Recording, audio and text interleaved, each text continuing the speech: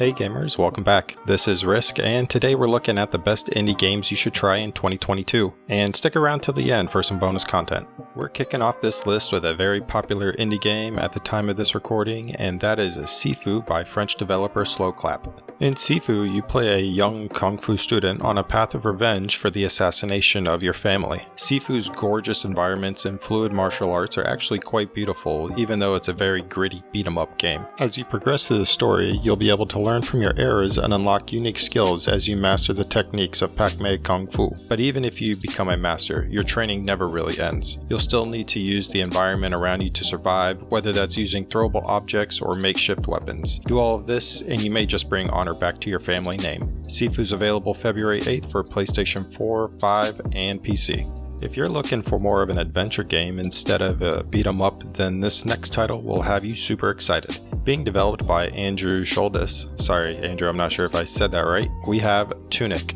Tunic is an isometric action game about a fox going on a huge adventure, exploring a land filled with monsters, legends of old, and immense powers. As you progress through the story, you'll find that your playable character will acquire better gear or a new skill to move on in the game world. This, along with the scenery and gameplay I've seen, kind of reminds me of what an isometric Zelda might look like, and Andrew has basically confirmed as much. Only this game's graphics, with the lower poly counts, gives it a very distinguished and unique vibe that I really enjoy. The only downside I can see at this point is that unfortunately the game will not be available on PlayStation or Switch. However, Tunic will be available on PC and both Xbox generations on March 16th. Something completely different from the previous games on this list at this point is a game known as Sons of the Forest. Being developed by End Night Games, Sons of the Forest is a horror survival game and is the sequel to the popular game The Forest. Unfortunately, very little is known about Sons of the Forest at this point, but the 3 trailers that have been released show incredibly rich and detailed graphics. It also appears you'll have a variety of enemies and different ways to dispatch of them, as we would have assumed. If you're looking for a zombie kind of game, then this is it. Sons of the Forest releases May 20th for PC only. Perhaps one of the games I'm most looking forward to this year is by a developer by the name of Jacob Zwinel, and that game is Midnight Fight Express. In Midnight Fight Express, you fight through the city across various beautifully handcrafted levels, whether on foot or in a number of different vehicles. You'll need to master various combat systems and skills to conquer the toughest of challenges, and as you do so, you'll level up, allowing unlockable cosmetics, new moves, and weapons to aid you in your brutal romp. Midnight Fight Express gives me the old school feel of a Streets of Rage game and beautiful isometric gameplay mixed with John Wick ass-kicking vibes. And smashing that like and subscribe button would be just as kick-ass as well, so don't forget to do that. Make sure to check out Midnight Fight Express when it drops in September for PlayStation 4, Xbox One, Switch, and PC.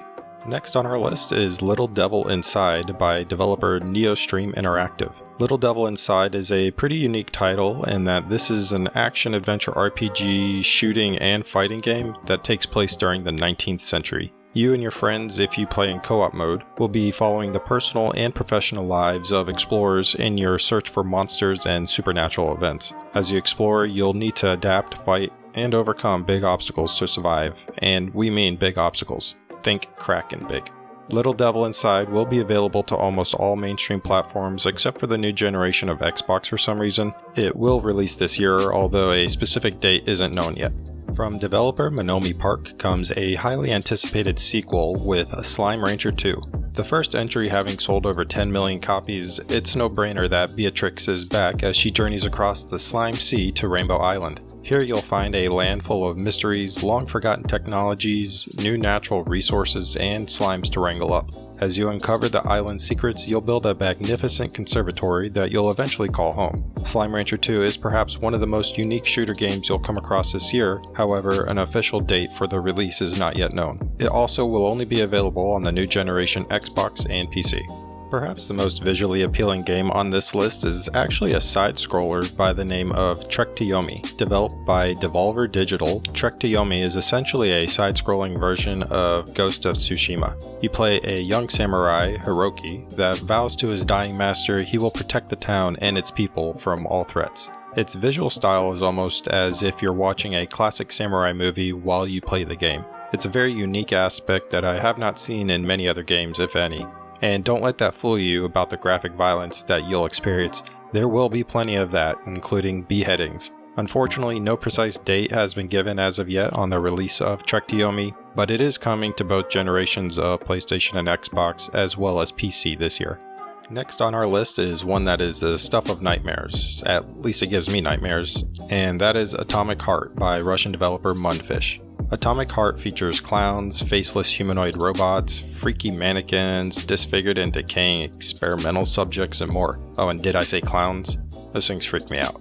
In Atomic Heart, your job is more or less to prevent a Skynet type of situation in which you are tasked to eliminate any traces of leaked classified information and the hive mind machinery behind the rebellion. And this isn't your typical first-person shooter. You can turn everything into a weapon in the good old USSR. Use the environment, objects, enemies themselves, and even your own body as a weapon. Along with that though, you will get the ability to craft and modify some pretty badass weapons, so don't worry about that. Atomic Heart is coming out sometime this year for both generations of PlayStation and Xbox as well as PC.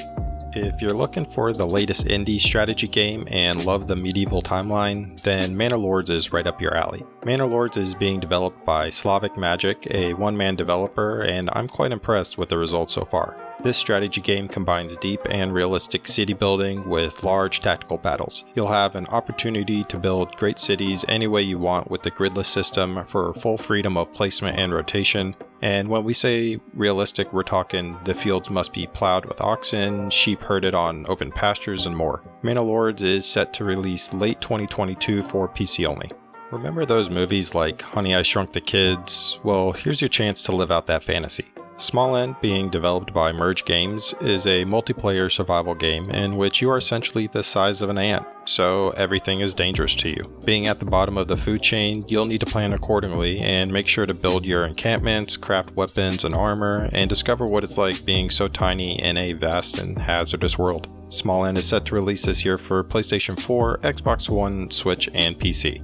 Before we look at the bonus indie games, I wanted to say thanks for sticking around to the end, and if you enjoyed it, make sure to hit that like and subscribe button below. To briefly mention a few other games coming out this year, firstly we have Blood Bowl 3 from developer Cyanide. Coming out sometime this year for all major systems, Blood Bowl 3 is a turn-based fantasy football game. No, it's not that kind of fantasy football, but you actually play football like you would in other games. Here, however, you play as one of 12 races with your units gaining experience and new skills along the way, and be careful because in Blood Bowl 3, injuries can be quite common. Next is Terra Nil from developer Devolver Digital. Releasing sometime this year, Terra Nil is the opposite of a city builder in which you're tasked with restoring and reconstructing an ecosystem. Turn a barren wasteland into a paradise. And last but not least is Planet of Lana by developer Wishfully. Like the previous few games mentioned, Planet of Lana is also coming out at an unspecified date this year. With Planet of Lana, I hope you bring your thinking cap as it is an adventure puzzle game. At least while you're scratching your head, you'll at least be able to enjoy the epic sci-fi backdrops. And that's it, folks. Let me know in the comments if there's an indie game not on my radar that should be. I'm always looking for something fun and memorable. Thanks for watching, and I'll catch you in the next video.